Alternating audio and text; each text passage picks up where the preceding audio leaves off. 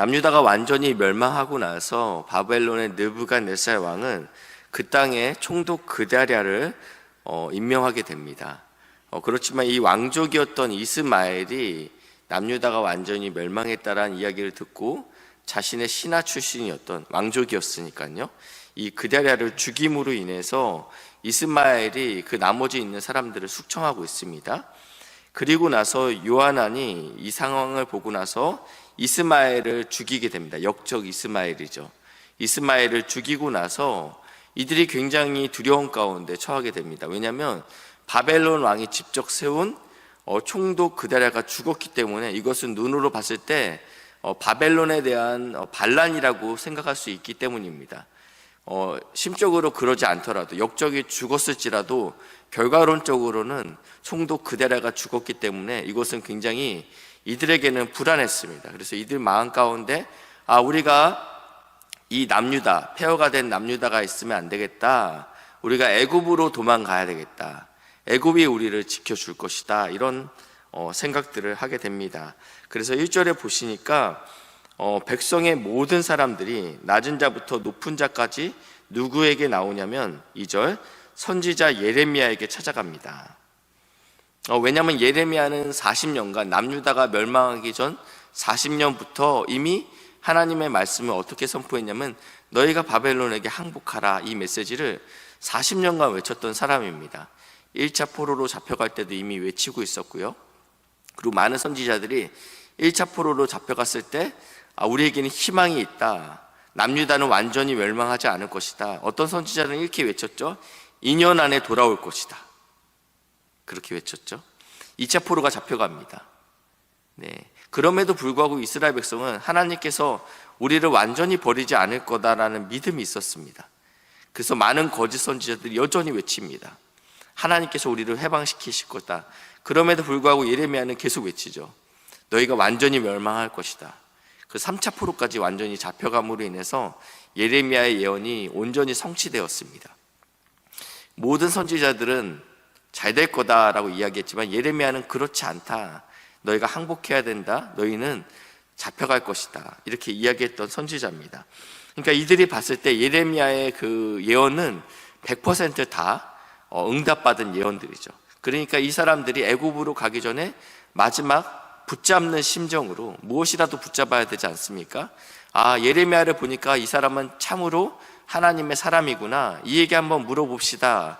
우리가 애굽으로 가야 될지 아니면 이곳에 머물러야 될지, 그 얘기죠. 그 남아있는 모든 자들을 위하여 이렇게 이야기합니다. 당신의 하나님 여호와께 기도해 주소서, 이렇게 이야기합니다. 3절 보시니까요, 당신의 하나님 여호와께서 우리가 마땅히 갈 길과 할 일을 보이시기를 원하나이다. 여호와 하나님은 어떻게 표현하냐면 나의 하나님, 우리의 하나님이라 표현하지 않고 당신의 하나님이라고 표현하고 있어요. 지금 이스라엘은 여호와 하나님을 섬기지 않고 있는 거죠. 나에게는 친밀하지 않아요. 그렇지만 당신에게는 친밀한 것 같습니다. 그러니까 당신이 한번 기도해 주십시오 라고 이야기하니까 선지자 예레미야가 4절에 보시니까 즉 너희 말대로 너희 하나님 여호와께 기도하고, 이 무리들은 당신의 하나님께 한번 기도해 주십시오 그랬더니 예레미야가 뭐라고 이야기했냐면 너희의 하나님께 내가 기도하겠다라고 이야기합니다. 그러면서 이제 이들의 고백이 바뀌죠. 5절인데요.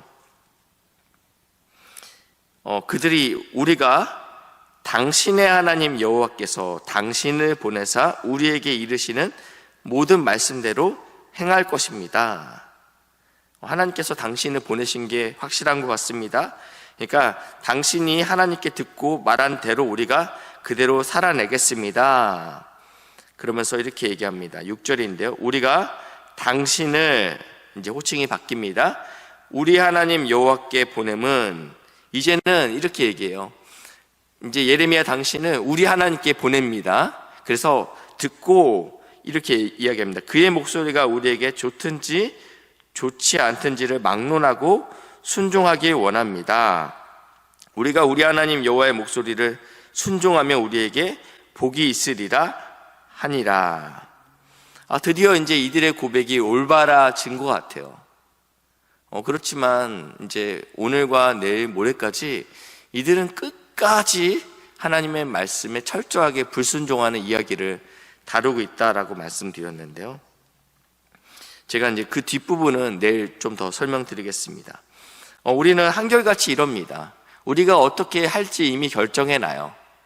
이미 이들은 마음 가운데 우리는 바벨론으로 갈 방법 외에는 살 소망이 없다. 이곳은 예굽으로 가지 않으면 살 소망이 없다. 이 생각이 가득했던 자들입니다. 그럼에도 불구하고 뭔가 미심쩍으니까 하나님께 한번 기도나 받고 가자 이거예요. 이미 내가 어떻게 살아야 될지 이미 결정해 놨어요.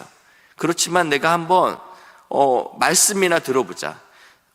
순종하고 싶은 마음은 없습니다. 그러니까 내가 듣고 싶은 말을 듣고 싶은 마음입니다. 왜냐하면요 41장 17절 말씀인데요, 이들이요 애굽으로 가려고 떠나 어디에 이르냐면요 베들레헴 근처에 있는 게롯 기맘에 머물렀으니, 이미 이들이 미스바에서 죽게 되잖아요. 미스바에서 예루살렘을 지나 베들레헴까지, 베들레헴 안에 게롯 기맘이 있습니다. 여기까지 머물러 놓고 이미 남쪽으로 애굽을 가기 위해서 가고 있는 도중에 이들이 예레미야에게 질문했던 것입니다. 이 게롯 기맘은 어디냐면요 이런 뜻입니다. 기맘에 거처, 좀 더 쉽게 표현하냐면 기맘의 여인숙, 모텔, 이런 느낌입니다. 해석을요, 우리가 기맘에 대해서 이곳에서 지금 하나님 당신의 뜻을 알고 싶습니다. 당신이 만약에 하는 이야기가 내 생각과 반대될지라도 저희는 순종하겠습니다. 왜냐하면 당신의 뜻이 늘 옳기 때문입니다. 이 고백을 했지 않습니까? 이 게롯 기맘은 어디냐면요 이 다윗이 자신의 아들 압살롬을 피해서 예루살렘을 버리고 도망길에 이르게 됩니다.